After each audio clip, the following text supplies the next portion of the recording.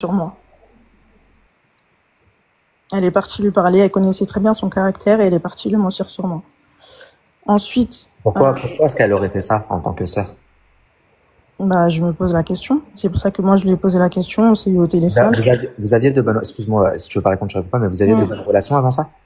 Non, j'ai oublié de préciser ça. Déjà, ma sœur et moi, on se parlait pas déjà avant tout ça. Avant que Jérémy décède et tout, parce que voilà, on avait déjà nos histoires. On se parlait pas. Ok. Ensuite, justement, à cause de cette histoire qui concernait du coup notre frère,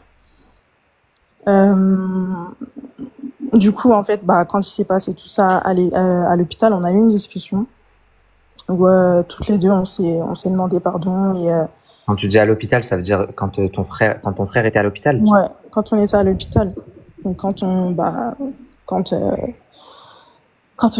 nous a annoncé son décès, on a eu une discussion. D'ailleurs, Allah yarhamou, qui repose en paix et qu'Allah lui ouvre les portes. Amen. Amen. Allah yarhamou. Et donc, on a eu une discussion, on s'est demandé pardon toutes les deux, etc. Et du coup, on a mis nos histoires de côté. Ok.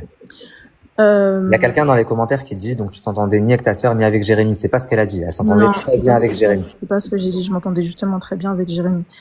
D'ailleurs, j'étais en train de retracer l'histoire puisque là, je suis en train de me mélanger. Donc, je vais retracer l'histoire. Donc, Jérémy et moi, on a toujours grandi ensemble. Que ce soit le foyer ou les familles d'accueil, j'étais avec lui.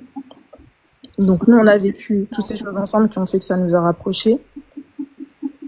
Ensuite, lui, il a fait un petit peu son chemin tout seul. Voilà, il a fait sa vie. Mais on a toujours eu cette complicité. Okay. Ce qu'elle énonçait hier, c'est des choses que finalement, moi, je lui reproche. Et en fait, c'est comme si elle a inversé les rôles. C'est-à-dire que tous les messages que je lui envoyais, où justement je lui faisais ces reproches, d'essayer de diviser à chaque fois constamment, d'être jalouse de la complicité que j'avais avec Jérémy, elle retourne ce truc contre moi aujourd'hui, alors que c'est des choses que moi je lui reprochais.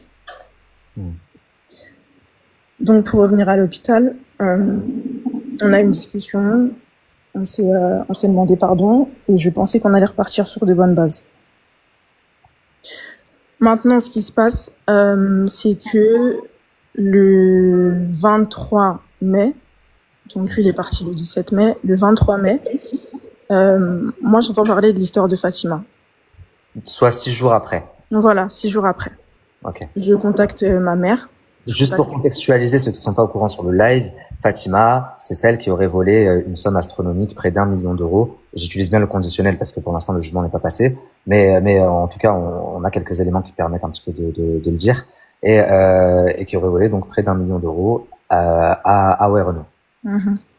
Donc je contacte ma sœur, je contacte ma mère, je leur dis écoutez, la Fatima, moi j'entends des choses sur elle et tout. Là vous êtes en train de faire fausse route. Je leur dis les éléments que moi j'ai par rapport à Fatima, donc tous les éléments qui sont publics aujourd'hui et que tout le monde sait.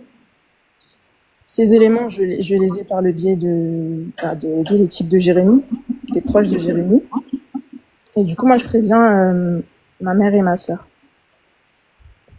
Et en fait, c'est à partir de ce moment-là où elles se sont totalement retournées contre moi. Vraiment à partir de ce moment-là, alors que ma mère, à ce moment-là, elle me disait « Oui, c'est vrai, t'as raison. Fatima, c'est une folle, t'as raison. C'est vrai. » Donc, c'est ce que ma mère me disait à ce moment-là. Au début, avant de parler avec Fatima, vous étiez tous d'accord pour le fait de dire que c'était un petit peu bizarre son histoire à Fatima? En fait, ce qu'elle dit dans le live hier, et c'est pour ça que je disais qu'on n'a pas vécu le même deuil. Elle, ce qu'elle dit dans le live d'hier, c'est que Fatima les a contactés avant l'enterrement. Avant l'enterrement. Moi, c'est que le 20... Lui, il a été enterré le 20 mai. Et moi, c'est que le 22 mai que j'entends l'histoire de Fatima. Et c'est ma belle-sœur qui me prévient. C'est ma belle-sœur qui me prévient de cette histoire et qui me demande d'appeler ma mère et ma sœur pour les prévenir qu'elles sont en train de faire n'importe quoi. Okay. Je les appelle. Ma mère, elle me dit oui, t'as raison. Ma sœur, elle se retourne contre moi. Parce que quand elle les a contactés en gros pour leur dire que elle voulait leur mettre entre les mains l'appartement et ce que Jérémy est en train de faire à Dubaï, c'est ça? Voilà, moi à ce moment-là, j'ai pas cette information-là. Ok. Moi, je sais, j'ai pas cette information-là, pardon. Je sais juste qu'il y a une Fatima qui a volé mon frère pendant qu'il était sur son lit de mort, qu'il a arnaqué. C'est tout ce que je sais. Moi, après, j'ai pas les autres détails et tout. Moi, je vais les avoir après. Ok. Donc, je contacte ma mère et ma sœur. Ma mère, elle me dit oui, tu as raison. Ma sœur, elle se retourne totalement contre moi. Je leur dis que j'ai mon cousin qui m'a prévenu et elle se retourne du coup contre tous ceux qui essayent de les prévenir par rapport à la Fatima. Donc, en fait, finalement, tout le monde. Ok. Elle se retourne contre tout le monde.